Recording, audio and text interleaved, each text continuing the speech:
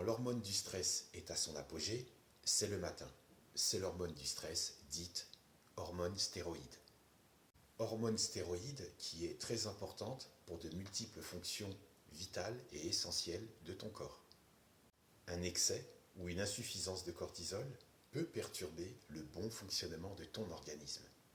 Le cortisol ou hydrocortisone est comme un messager ou comme un SMS sécrété par une glande surrénale qui circule dans ton corps par voie sanguine et pour envoyer plusieurs SMS à différents organes.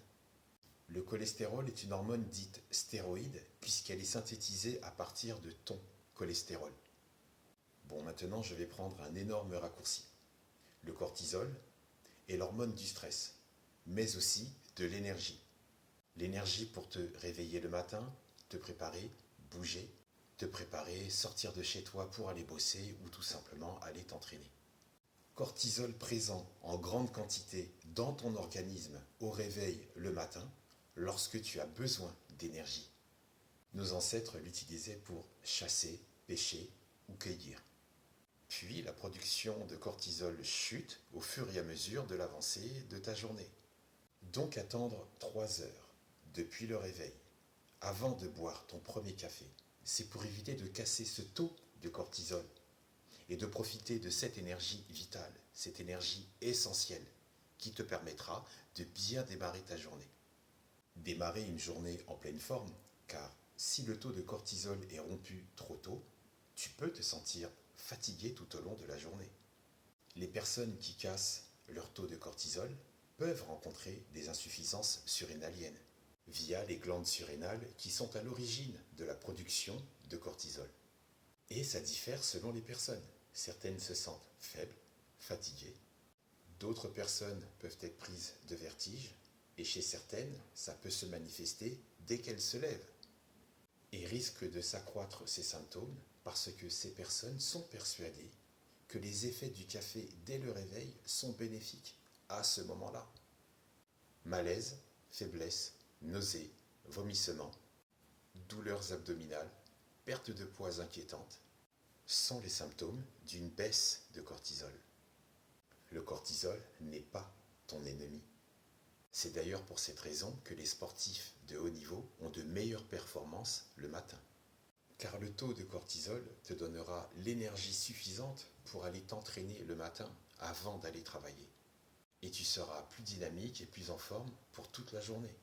S'entraîner le matin, c'est fournir 20% d'énergie en plus à ton organisme. 20% d'énergie physique, oui, mais aussi cognitive. Et là, ça devient très intéressant. Les responsables des salles de sport l'ont compris, et ce n'est pas un hasard si certaines salles sont déjà ouvertes dès 6 heures du matin. Ce n'est pas non plus un hasard si dans beaucoup de communes, les stades municipaux, les pistes d'athlétisme sont déjà ouvertes et accessibles au public très tôt le matin.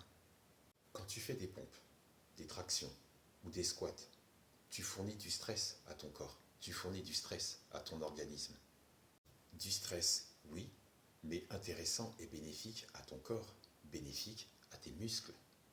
Le principal rôle du cortisol, c'est aussi de donner de l'énergie en situation de pic de stress, comme par exemple esquiver, fuir, échapper à un danger, de te battre, de lutter, te défendre si nécessaire.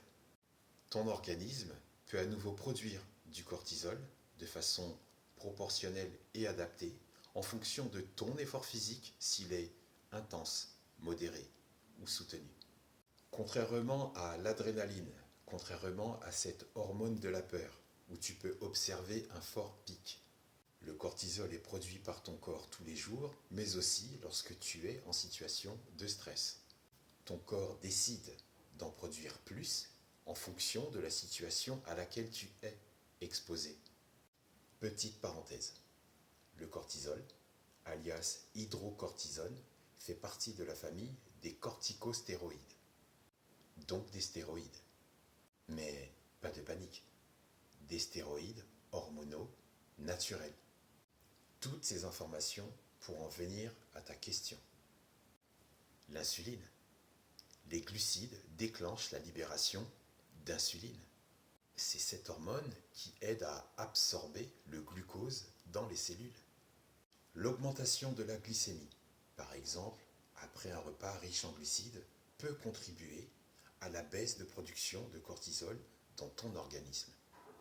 Mais c'est aussi pour cette raison qu'il est très intéressant de manger des fruits le matin au petit déjeuner, mais environ 20 minutes après le réveil, histoire que le corps se mette en place. Le corps, mais surtout ton cerveau, les fruits sont efficaces pour réduire naturellement le taux de cortisol. Les fruits ingérés, c'est pour une digestion d'environ 15 à 45 minutes, selon chacune, selon chacun. Et plus rapide encore si tu as fait du sport avant.